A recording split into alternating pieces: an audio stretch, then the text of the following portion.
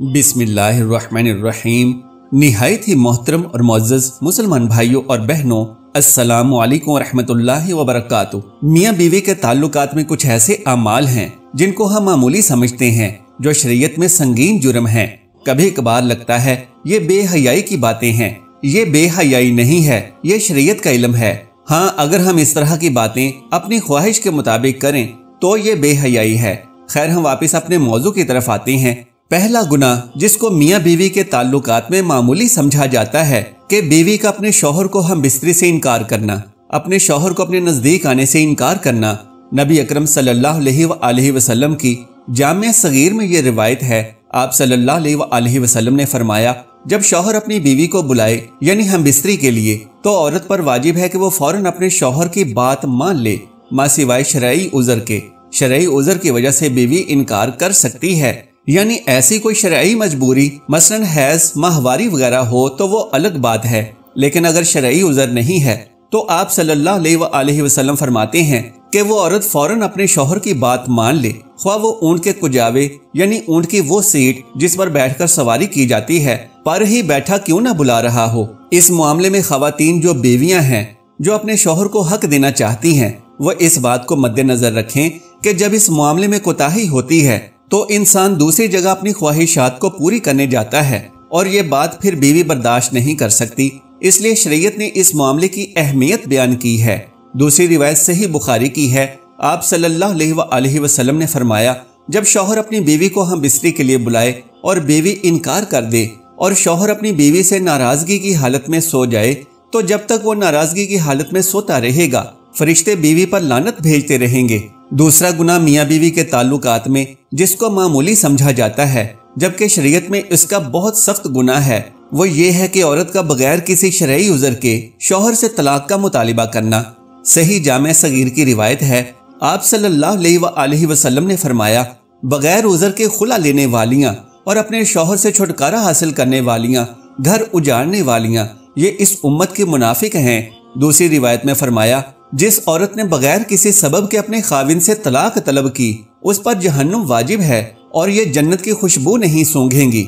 इसलिए मेरी प्यारी बहनों, ये कहना या ये उज़र पेश करना कि मेरा खाविन मुझे पसंद नहीं है या उसकी इनकम बहुत कम है, मेरा गुजारा नहीं होता, इसलिए मुझे तलाक चाहिए, तो ये कोई शरई उज़र नहीं है। इसलिए इस संगीन जुर्म और गुनाह से बचना चाहिए और वालिदैन को चाहिए कि वो भी छोटी छोटी बातों पर अपनी बेटियों को घर न बिठा लें। तलाक शौहर का हक है और ये कितनी बुरी बात है कि तलाक बेटी डिमांड कर रही है। तीसरा गुनाह जो मियाँ बीवी के ताल्लुकात में आमतौर पर होता है और उसको मामूली समझा जाता है, वो ये है कि हैज की हालत में अपनी बीवी से हमबिस्तरी करना या ऐसी जगह से यानी पिछले हिस्से से हमबिस्तरी करना जो कि गैर फितरी है।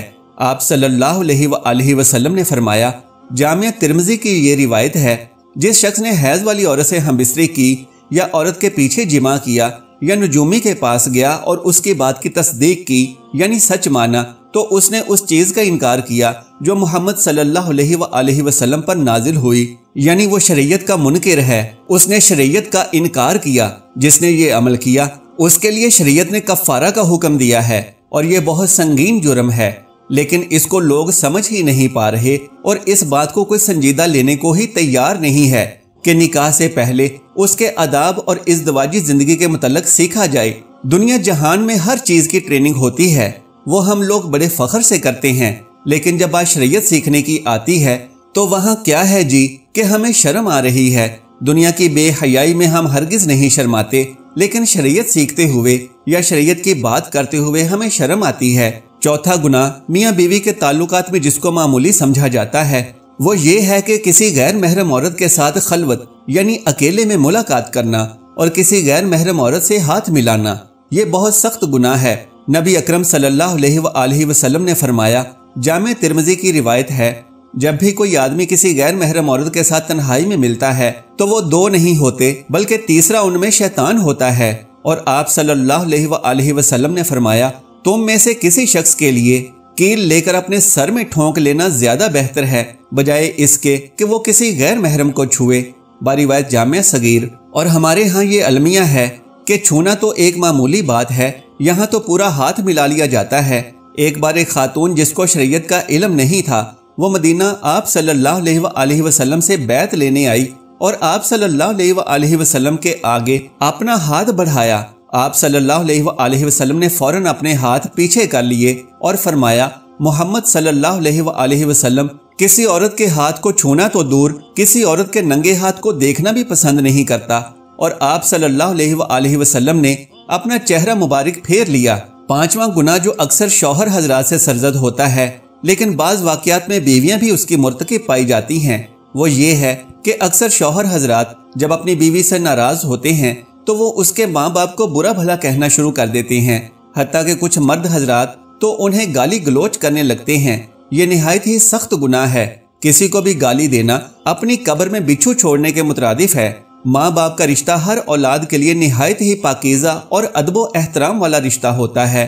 کوئی بھی غیرت مند اولاد اپنے ماں باپ کے بارے میں گالی برداشت نہیں کر سکتی۔ بیوی بھلے ہی اپنے شوہر سے کچھ نہ کہے لیکن شوہر کے اس عمل کے سبب بیوی کے دل میں شوہر کے لیے نفرت پیدا ہو جاتی ہے اور پھر یہ نفرت آہستہ آہستہ اسے شوہر سے دور کرنے لگتی ہے۔ اسی طرح کچھ بیویاں بھی جب اپنے شوہر سے لڑائی جھگڑا کرتی ہیں تو اپنے شوہر کے ماں باپ کے بارے میں برے برے القابات کہتی ہیں۔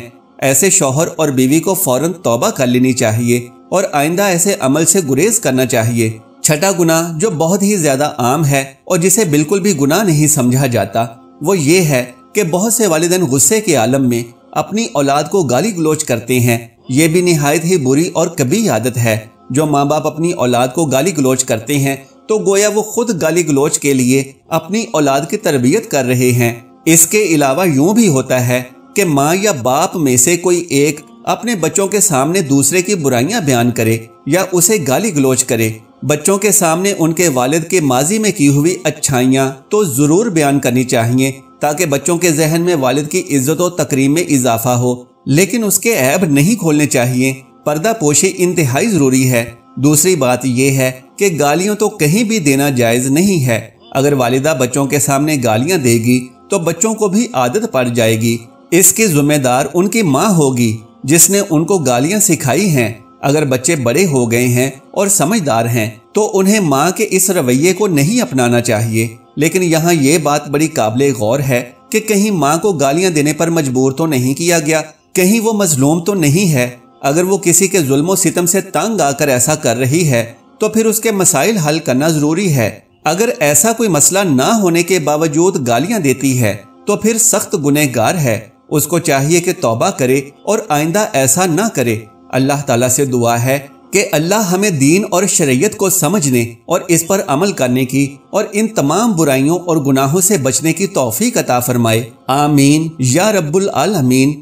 محترم ناظرین، درخواست ہے کہ اگر میری آج کی یہ معلوماتی ویڈیو آپ کو پسند آ جائے تو براہ کرم اس ویڈیو کو لائک اور شیئر کر دیجئے اور میرے اسلامی و اصلاحی چینل کو سبسکرائب کر لیجئے۔ جزاک اللہ خیرن کثیرا۔ اللہ ہم سب کا حامی و ناصر ہو۔